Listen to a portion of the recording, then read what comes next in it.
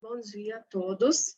Eu sou Mariana, trabalho no herbário do INPA, e hoje a gente vai falar um pouco sobre o que é um herbário, qual a importância de um herbário, quais herbários que a gente tem em Manaus, e mais especificamente sobre o herbário INPA. Bem, geralmente, dentro de museus, universidades, institutos de pesquisa, ficam o que a gente conhece como as coleções biológicas. Essas coleções elas são muito importantes para o conhecimento da biodiversidade. Elas mantêm representantes da biodiversidade em um local ex situ, ou seja, o que é isso? Fora do seu ambiente natural. Mantém esses representantes e também bancos de dados com informações associadas a eles. Então, as coleções elas são geralmente muito importantes para proporcionar informações para diferentes campos de pesquisa. Entre as coleções biológicas, as coleções de fungo e as coleções de plantas, elas são os documentos mais importantes para representar a biodiversidade de um determinado local, uma região, um país, porque elas abrigam um material testemunho desses ambientes, desses locais.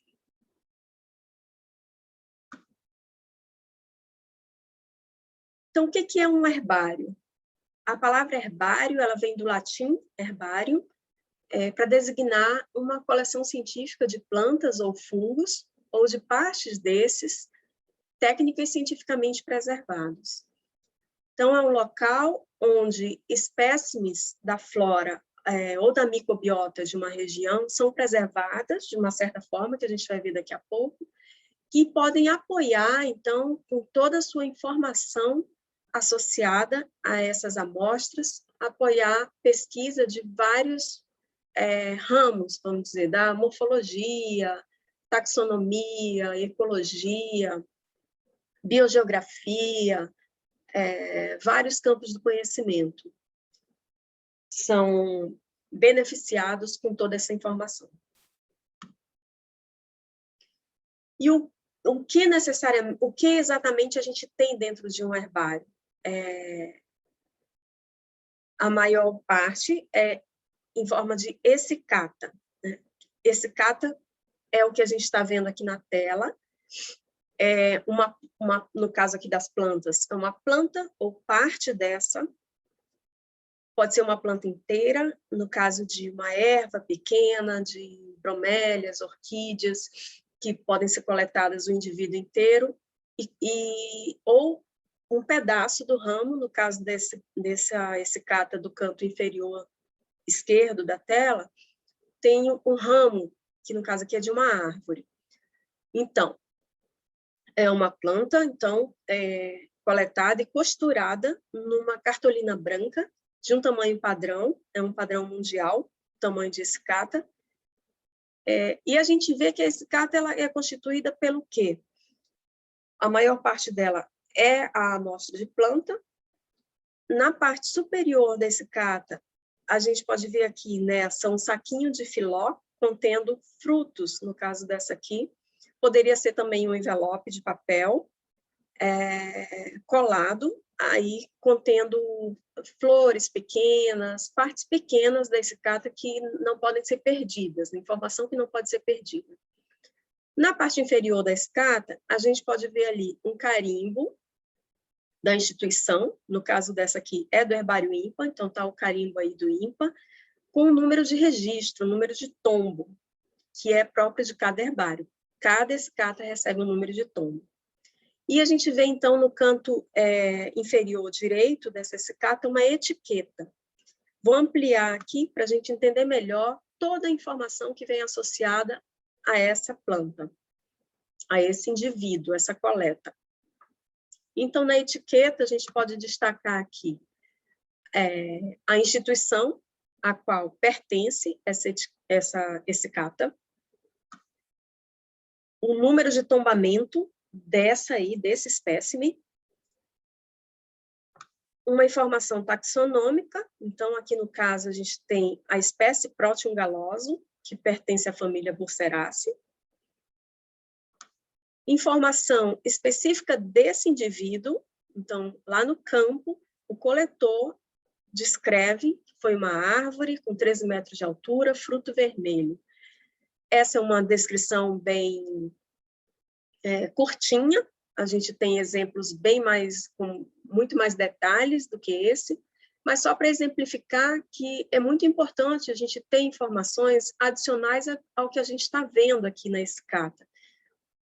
Geralmente, depois de seca, desidratada, que é o que precisa passar para virar uma escata, a gente perde muitas informações como cores, odores, se tinha látex ou alguma resina que saía, ou do tronco, ou do ramo. A gente não consegue, olhando só essa escata, saber se isso era um arbusto, uma árvore grande. Então, essa informação na etiqueta é muito importante, essas informações adicionais. Aqui, informações de localização, no caso aqui o estado de Rondônia, município de Porto Velho, inclusive com informações de coordenadas geográficas, que são muito importantes caso alguém queira voltar exatamente no local onde foi coletado esse indivíduo. Informações sobre o ambiente, aqui no caso floresta ombrófila aberta, relevo plano, que são também informações que ajudam em vários tipos de pesquisa. E, por último, a gente tem aqui informações do coletor, seus acompanhantes e a data de coleta. A gente percebe que o coletor tem aqui do lado, Oliveira, WL, são as iniciais, tem número 7, é o número de coleta dessa pessoa. Todo coletor segue para a vida inteira um número contínuo, vai crescendo esse número. No caso dos fungos, a escata é um pouco diferente. Eles ficam geralmente acondicionados em envelopes pardos, também de um tamanho padrão, não são costurados. A etiqueta segue o mesmo padrão, com as informações aí, instituição, número de tombo, informação taxonômica. Aqui, né, nesse caso, tem o determinador, então, quem disse que é essa espécie. Informações do campo, informações de localização, coletor e datas de coleta. E o número de tombo também, o carimbo com o número de tombo. E o material, ele fica dentro, geralmente em saquinhos, dentro desse envelope, e não é costurado. Então, o taxônomo, o pesquisador, ele abre o envelope, pode tirar esse material e manusear e analisar com todo cuidado.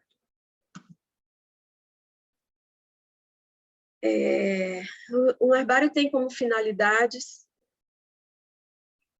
identificar plantas e fungos, ou ajudar na identificação, né? Reconstituir a vegetação e a microbiota de uma determinada região. Você consegue dizer, uma área pode ter sido totalmente destruída, desmatada, queimada, mas você consegue dizer que aquela espécie ocorreu naquele local porque você tem um material testemunho dessa espécie depositado dentro do herbário.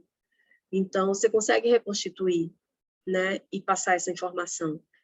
Você consegue também reconstituir, por exemplo, caminhos percorridos por naturalistas. Você pode extrair do banco de dados informações de um só coletor, toda vamos dizer, a vida de coleta dele depositada no herbário INPA, você consegue reconstituir caminhos que ele percorreu. Dependendo da representatividade do acervo de um herbário, ele pode ser um herbário local, quando o seu acervo tem coletas só ali da região ao redor. Pode ser um herbário regional, no caso aqui representando coletas da região amazônica. Pode ser um herbário nacional ou internacional, quando tem representantes praticamente de coletas de todos os continentes. O caso do herbário INPA, ele é um herbário regional. A gente vai entender melhor um pouquinho mais para frente por quê. Aqui em Manaus, a gente tem 3 coleções, 3 herbários bastante conhecidos pelo público científico, que são o herbário INPA, o herbário da UFAM, que é o UAM, herbário da Universidade Federal do Amazonas, que fica no Instituto de Biologia da UFAM, E o herbário é a AFM, que é do IFAM, do Instituto Federal de Educação, campus da Zona Leste. E agora, daqui para frente, a gente vai falar mais especificamente do herbário INPA, que é onde eu trabalho. Tá?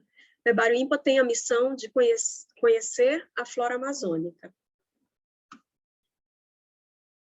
O herbário INPA foi criado em 1954, juntamente no mesmo ano de criação do Instituto, e nessas primeiras décadas, o incremento do acervo ele se deu principalmente por grandes coletores que passaram tempo com projetos de longa duração, com suas equipes em campo, com coletas extensivas, com seus assistentes de campos, conhecidos como mateiros, que são fundamentais para essa atividade de coleta e de conhecimento de campo na Amazônia. A gente pode destacar aqui, na primeira década, Dr. William Rodrigues foi bastante colaborativo com as coletas, ele e toda a sua equipe. A partir de 1965, a gente tem a participação do Dr. Prans, que na época era do Herbário do Jardim Botânico de Nova York, mas hoje, já há muitos anos, ele faz parte do Jardim Botânico de Kew, em Londres. Mas no passado, o Dr. Prans ele passou vários anos aqui na Amazônia, trabalhando aqui e colaborando com o INPA, mais especificamente. Ele é, na verdade, o maior colaborador do INPA. Até hoje, de vez em quando, ainda vem visitar. De 78 até 1987, a gente tem um grande incremento do acervo, graças ao projeto Flora Amazônica. Mais tarde, a gente teve o projeto Flora da Reserva Duque, que também era um projeto de coletas extensivas, mas especificamente somente na Reserva Duque. De 2000 a 2010, a gente teve o projeto Flora do Atumã, e ao longo dos anos a gente tem esses projetos de coletas extensivas, eles são muito colaborativos, eles ajudam bastante no incremento do acervo, mas ao longo dos anos a gente tem sempre alunos de graduação, de pós-graduação, os pesquisadores, os taxônomos, todos desenvolvendo suas pesquisas na Amazônia e depositando material dentro do herbário. Eu queria destacar aqui, no ano de 2019, a gente teve um incremento de 1.970 registros no herbário, e no ano de 2020 a gente teve somente 115, um incremento de 115 registros, e isso mostra bem durante a pandemia, o isolamento, que a gente foi forçado a fazer. Então, muitos trabalhos de campo ficaram prejudicados, e principalmente o trabalho de receber o material no INPA ficou prejudicado, que a gente ficou trabalhando somente remotamente, com banco de dados. Aqui só para mostrar, então, os maiores colaboradores, os maiores coletores que tem com relação ao acervo do Herbário INPA. Isso aqui foi retirado do banco de dados do Herbário INPA. Ó, o Dr. Prance aparecendo aí, então, em primeiro lugar, com quase 20.000 amostras depositadas, então, uma grande parte do acervo tem ele como coletor. Né? A gente pode destacar aqui alguns, como o Dr. Cid Ferreira, que são funcionários, alguns que são funcionários do INPA e estão ainda em atividade. O Dr. Cid é um grande colaborador do acervo, muitas coletas durante todos esses anos de trabalho.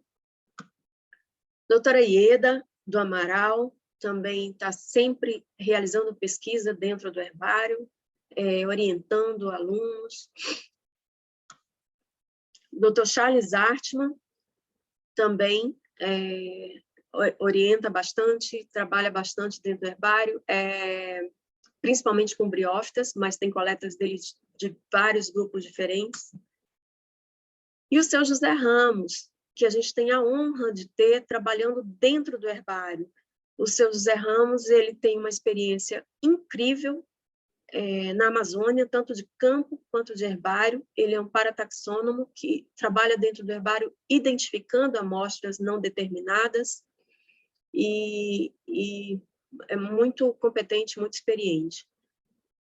E a gente tem outros que fizeram parte do INPA durante muitos anos e que, infelizmente, já morreram, como o seu Luiz Coelho, seu Osmarino Monteiro, a doutora Marlene Freitas da Silva, que foi durante o tempo do INPA, depois ela foi da UTAM. E agora, até mês passado, a gente tinha o seu Cosme da Mota, o nosso querido amigo Bitinha, que partiu por conta da Covid, e foi uma grande perda para todos nós. Bom, o Herbário INPA, ele tem como funções registrar e armazenar amostras de espécies vegetais e de fungos, receber alunos e taxônomos vegetais e micólogos, estimular pesquisa sobre a flora e sobre os fungos, principalmente da Amazônia, e proporcionar a identificação de espécies, ajudando com isso a aumentar o conhecimento sobre a flora e fungos da Amazônia. Também serve como base para estudos de diferentes áreas, como eu já falei antes, né? Ecologia, farmácia, a gente tem vários alunos da química, fitoquímica, quem trabalha com recuperação de área degradada, várias áreas que são apoiadas com informação do herbário. Bom, o acervo atual, a gente está em abril de 2021, o acervo atual do Herbário INPA, a gente tem aí quase 290 mil registros, né? Isso dividido em 729 famílias, mais de 4.800 gêneros e mais de 33.500 espécies. E também temos dentro do herbário mais de 2.600 tipos. O que são os tipos? São essicatas de um tipo, é uma amostra que serve como base para dar um nome para uma espécie nova.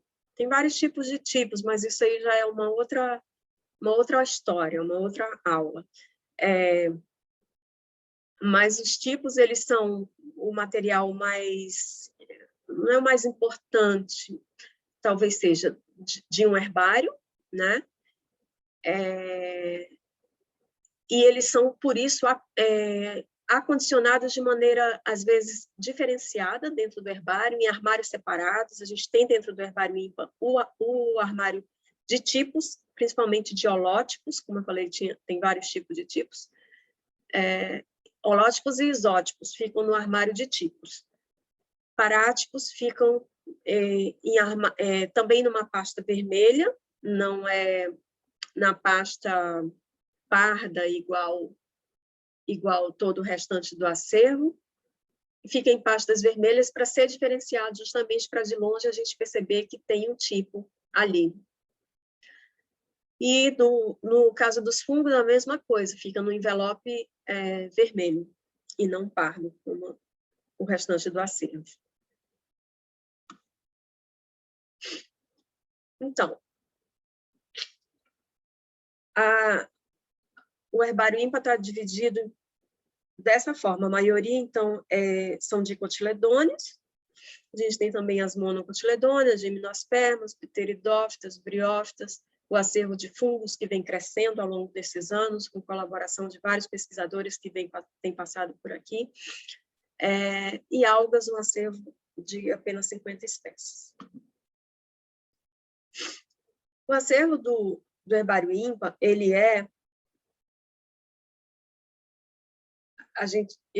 tem 93% no Brasil, somente 7% em outros países amazônicos. Dentro desses, no Brasil, 93%, mais da metade são somente coletas realizadas dentro do estado do Amazonas. Outros 38% são de outros estados amazônicos e 7% de outras regiões. Bom, como a gente já comentou, a informação contida dentro de um herbário, né, todo esse acervo, ele é muito importante, ele é valioso, e por isso mesmo ele tem que ser mantido para poder ser usufruído por várias e várias gerações. Para isso, tem vários cuidados que precisam ser realizados na manutenção desse acervo, para não perder. Alguns desses cuidados são principalmente com o ambiente. As essicatas, elas precisam estar num ambiente frio e seco, sempre. Então, a temperatura e umidade têm que ser controladas. Por conta disso, a gente está numa região completamente oposta, com um clima quente e úmido o ano inteiro. Por conta disso, a gente tem vários aparelhos de ar-condicionado e aparelhos de desumidificadores de ar dentro do acervo. O ar-condicionado ele fica geralmente entre 18 e 22 graus Celsius. Contra o ataque de pragas, para não perder material, é realizada uma fumigação periódica, geralmente 2 a 3 vezes por ano. Vem uma empresa especializada com um veneno que chama gás toxina. E o acervo fica fechado por alguns dias enquanto esse veneno está atuando. O outro cuidado constante que a gente tem que ter é com o manuseio correto das amostras, para não prejudicar o material, né? Não quebrar, não perder informação. Então, a gente tem, por exemplo, que deixar sempre a porta fechada, por conta também de temperatura e umidade.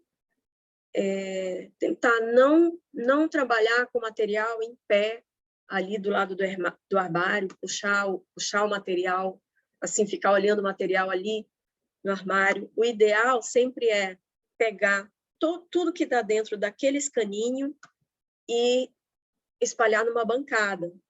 Então, deixar o material sempre na bancada, nunca olhar dentro do armário. Como que não pode, de jeito nenhum, entrar com material fresco dentro do herbário. Antes de entrar com material, tem que passar por estufa e freezer. Então, o material tem que ser desidratado e depois passar por um choque térmico no freezer. Isso depende do tipo de material, né?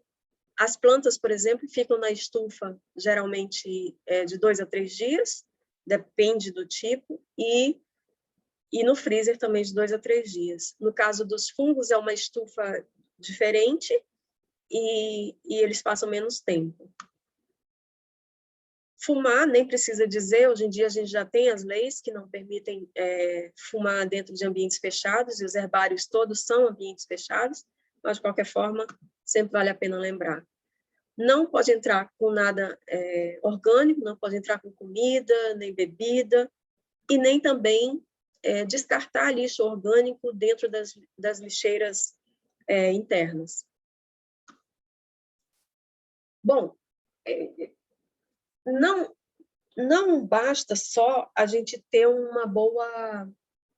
manter o acervo fisicamente com uma integridade boa.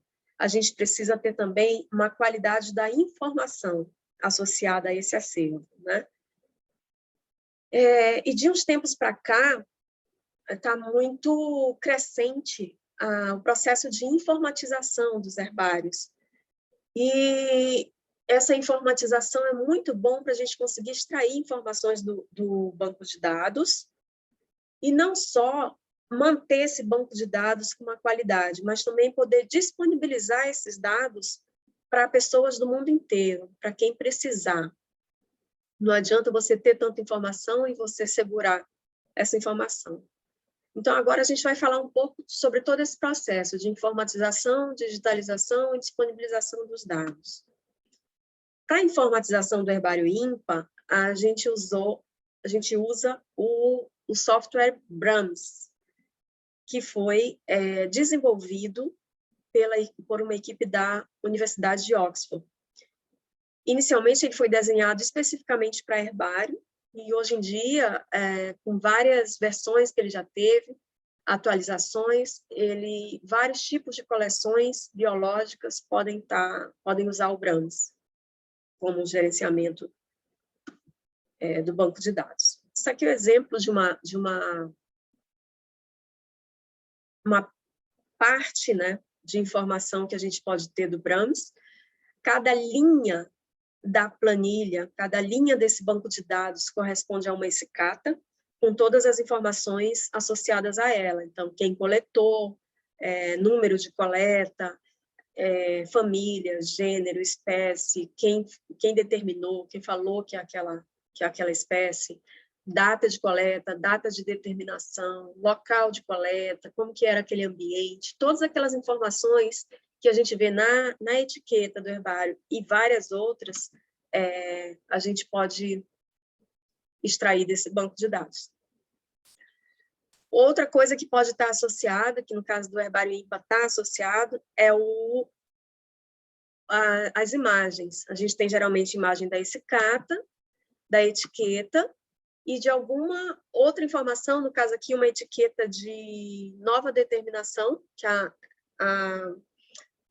amostra chegou somente como gênero, e aí depois de uns anos foi determinada até o nível de espécie. Então, toda essa informação que ela vai mudando no acervo, qualquer mudança dentro do acervo, ela é também inserida no banco de dados. E a parte de disponibilizar os dados, no caso do herbário INPA, todo o acervo está atualizado e disponível no site do SpeciesLink, que é uma plataforma que integra dados de vários tipos de coleções, várias coleções científicas diferentes. É uma plataforma muito completa, e lá você pode extrair informação de vários tipos de coleções e vários tipos de informação e trabalhar com essas informações de maneira diferente. No caso aqui, eu dei um exemplo de busca do herbário INPA, botei INPA, INPA Carpoteca e INPA Fungos, que é como estão as coleções, no caso do herbário, nessa plataforma. E daí ele mostra todas as espécies que tem ali, com imagens, e aqui do lado esquerdo a gente consegue ver as informações da etiqueta e algumas mais. A gente pode obter planilhas com essas informações, a gente pode produzir gráficos a partir disso, a gente pode... Diferentes tipos de gráficos, aqui eu puxei um que é das famílias mais abundantes, depositadas dentro do herbário INPA. Tipos diferentes de gráfico, a gente tem, então, a mesma informação aí das famílias, eu coloquei num gráfico circular, gráfico de pizza, no caso aqui com os tipos depositados dentro do herbário INPA, a maioria aí parátipos, isótipos e holótipos. A gente pode extrair informação e criar mapas com diferentes informações, que a gente que escolhe como quer fazer. Então, é uma plataforma muito completa, muito complexa também, e que vale a pena pesquisar. Além dessa disponibilidade online, vamos dizer assim, a gente tem também o intercâmbio entre herbários do mundo inteiro, que é uma forma de ver o material, a escata, fisicamente, ao vivo. Então, é muito comum os tipos de intercâmbio: doação, um herbário doando material para o outro; permuta, o herbário manda material para o outro e, em troca, manda material de duplicatas que estejam sobrando, né?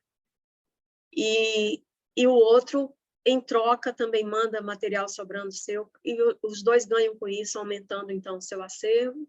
E empréstimo de material, no caso de quando alunos de pós-graduação, pesquisadores, taxônomos não conseguem ver a informação só pela imagem, pela foto, pedem emprestado a escata e os herbários emprestam.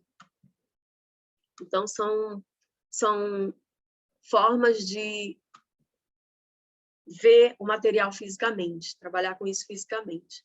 Bom, o herbário INPA está cadastrado no Index Herbariorum, que é também uma plataforma que integra informação de vários herbários cadastrados no mundo inteiro. Tem um mapa aí, ó, de todos os pontos são herbários cadastrados no Index Herbariorum, que quem gerencia é o site do Jardim Botânico de Nova York. E o INPA também é cadastrado, o Herbário INPA, na Rede Brasileira de Herbários, que é da Sociedade Botânica do Brasil, que integra informação de vários herbários brasileiros, muitos estão nessa rede. Bom, eu queria só aqui destacar, para a gente finalizar logo, a importância de todo o caminho percorrido por uma coleta até ela chegar no armário dentro do herbário, né? A gente tem a parte da coleta, uma parte muito importante, com toda a coleta de informação também associada a esse indivíduo coletado. Você, na hora de prensar, ter muito cuidado para prensar de uma forma a não perder a informação original dessa planta ou desse fungo, né? Preservar informações. No caso aqui da planta, a gente tentar ver, poder ver, quem vai examinar esse cata depois, poder ver se eram folhas simples, folha composta, se eram folhas opostas, alternas, não perder essa informação, o máximo de informação que puder preservar possível. Então, o momento da prensagem do material, depois secagem em estufa, depois ele passa pelo freezer, para depois ele ser entregue no herbário, para poder ser inserido no banco de dados, todas essas informações, gerar etiqueta, ir para montagem, ser montada esse cata, aí sim ele vai entrar no acervo, fazer parte do acervo. Então, é um caminho muito longo a ser percorrido e cada etapa desse caminho é muito importante. Bom, gente, é isso por hoje que eu ia falar. Aqui tem os contatos do herbário, e-mail, tem o site das coleções, tem os dados disponibilizados online que vocês podem pesquisar, não só do Herbário INPA, como de várias outras coleções, que é do Species Link, aqui telefone, e atualmente, em abril de 2020, o curador é o Dr. Mike Hopkins e o vice-curador, Dr. Alberto Vicentino. Várias das imagens que eu peguei aqui e tudo mais, e sugestões para vocês pesquisarem, quiserem saber mais sobre herbários, tem esse livrinho que é muito didático, é muito informativo, que é o Manual de Procedimentos para Herbários. É bem legal e ele eu acho que dá para ter em PDF. De novo, eu vou falar do Species Link, que é uma plataforma muito completa, que eu acho que vale a pena visitar e pesquisar mais. Além do site do SP Link, a gente tem também um canal do YouTube, com vídeos, tutoriais, que ensinam você a explorar melhor a plataforma. É bem legal, acho que vale muito a pena.